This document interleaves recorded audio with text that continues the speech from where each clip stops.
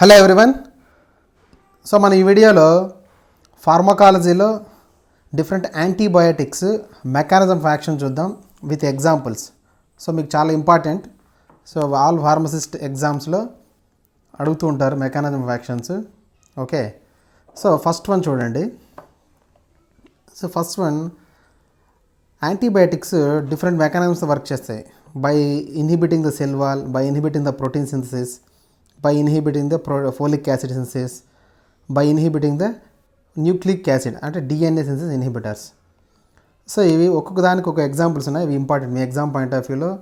So examples ఇస్తారు, వాటి mechanism of action అడుగుతారు, లేదా మెకానిజం ఆఫ్ యాక్షన్ ఇచ్చి వాటికి ఏది ఎగ్జాంపుల్స్ అని ఆప్షన్స్ ఇస్తారు. ఓకే, సో ఫస్ట్ వన్ చూడండి. So bacterial cell wall synthesis inhibitors. Okay, so examples ఇక్కడ ఇచ్చాను మీకు. సో బీటా లాక్టమ్ యాంటీబయాటిక్స్ అన్నీ కూడా bacterial cell wall synthesis inhibit చేస్తాయి. సో వాటికి examples penicillins, cephalosporins, carbapenems and monobactams.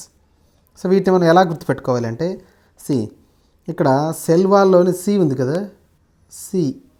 So C for cephalosporins, ఇంకో C for carbapenems. So ఇక్కడ వచ్చేసిందా. సో సెల్ వాల్లోనే మనకు సెఫలోస్పోరిన్స్, కార్బాపినమ్స్ రెండు వచ్చేసింది. నెక్స్ట్ సెల్ వాల్ డబ్ల్యూ ఉంది కదా. సో డబ్ల్యూని మనం ఇలా రివర్స్ చేసామనుకోండి. సో రివర్స్ చేస్తే ఏమవుతుందంటే ఎం లాగా అవుతుంది. So M for macrolide antibiotics. Okay, so macrolide antibiotics. ఇంక పెన్సిలిన్స్ ఎలాగో మీకు గుర్తుంటుంది, ఆటోమేటిక్గా గుర్తుపెట్టుకోండి. సో క్లారిటీ వచ్చిందా. So bacterial cell wall synthesis అంటే సి అంటే సెఫలోస్పోరిన్స్, కార్బాపినిమ్స్. సో డబ్ల్యూని చూస్తే ఎం గుర్తు రావాలి. ఎం అంటే మ్యాక్రోలైడ్ యాంటీబయాటిక్స్. ఓకే, సో ఇలా ఈజీగా మీరు కన్ఫ్యూజ్ కాకుండా గుర్తుపెట్టుకోవచ్చు. సో నెక్స్ట్ చూద్దాం, bacterial protein synthesis inhibitors. So దీన్ని చూసే ముందు ఒక రిక్వెస్ట్, మన ఛానల్ని సబ్స్క్రైబ్ చేసుకోకుంటే సబ్స్క్రైబ్ చేసుకోండి, లైక్ చేయడం మర్చిపోవద్దు. ఓకే, సో నెక్స్ట్ మీకు ఏదైనా డౌట్స్ ఉంటే కింద మన వాట్సాప్ గ్రూప్ లింక్ ఇచ్చాను. సో లింక్లో జాయిన్ అయ్యి మీకు ఏదైనా డౌట్స్ ఉంటే అడగచ్చు, లేదంటే కామెంట్ సెక్షన్లో కూడా అడగచ్చు. So next one, second one, bacterial protein synthesis inhibitors. So bacterial protein synthesis inhibitors అవి ఎలా పనిచేస్తాయంటే, by binding to 30th subunit of ribosome and by binds to 50th subunit of ribosome. So రెండు mechanisms protein సింథసిస్ని inhibit చేస్తాయి. So వాటిని ఎలా మనం గుర్తుపెట్టుకోవాలంటే, C 30th subunit which binds to 30th subunit of ribosome. Examples aminoglycoside antibiotics, example streptomycin, gentamicin and tetracyclines. So దీన్ని ఎలా గుర్తుపెట్టుకోవచ్చు అంటే, అమైనో గ్లైకోసైడ్స్లో ఎం ఉంది కదా, ఎంని మనం కొద్దిగా ఇలా రివర్స్ చేసామనుకోండి, 3 లాగా అవుతుంది. ఇలా 3 అంటే పక్కన 0 పెడితే 30th సబ్ యూనిట్, అలా గుర్తుపెట్టుకోవచ్చు.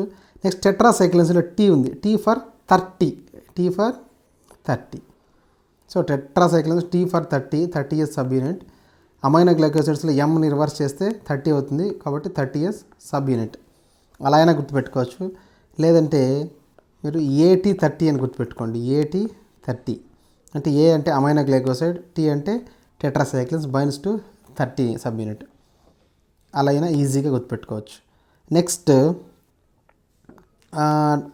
Binds to 30th subunit of ribosome. So 50th subunit. 50th సబ్ యూనిట్కి బైండ్ అయ్యి ప్రోటీన్ సింథసిస్ని ఎలా ఇన్హిబిట్ చేస్తాయి, ఏ డ్రగ్స్ అవి. Examples chloramphenicol and macrolide antibiotics. Macrolide antibiotics like erythromycin, clarithromycin, azithromycin.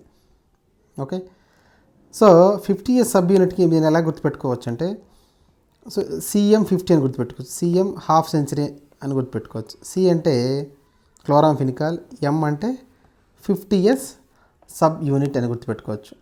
Next క్లోరాంఫినికాల్ స్పెసిఫిక్గా ఎలా గుర్తుపెట్టుకోవచ్చు అంటే, క్లోరాంఫినికాల్లో సి ఉంది కదా, క్లోరాంఫినికాల్లో మనకు సి ఉంది. సో ఆ సిని మనం ఎలా గుర్తుపెట్టుకోవాలంటే, సో సిని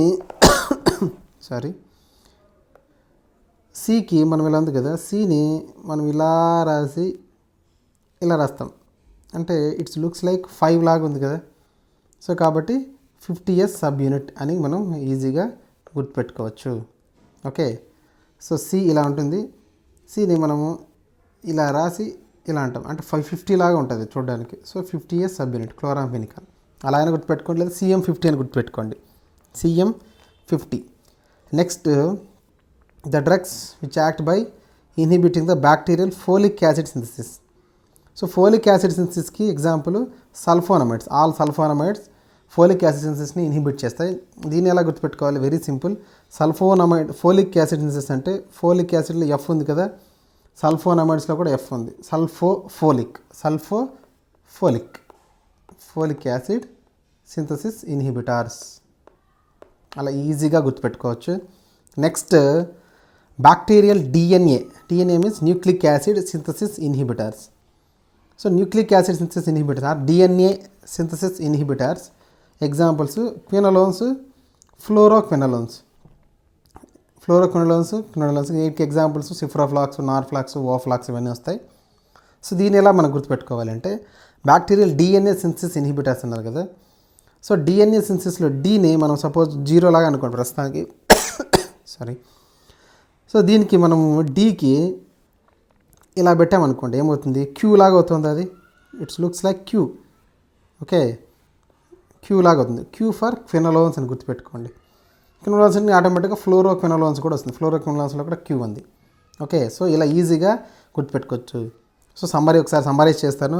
సెల్ వాల్ సింథసిస్లో C for cephalosporin, C for carbapenems, డబ్ల్యూని రివర్స్ చేస్తే ఎం అవుతుంది.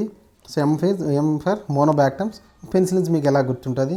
Next bacterial protein synthesis inhibitors 30S సబ్ యూనిట్కి బైండ్ అయ్యి ప్రోటీన్ సింథసిస్ ఇన్హిబిట్ చేసి AT30. ఏ అంటే అమైనో గ్లైకోసైడ్, టీ అంటే టెట్రాసైక్లిన్స్. అలానే గుర్తుపెట్టుకోండి. ఎం రివర్స్ చేస్తే 3 లాగా ఉంది 30S.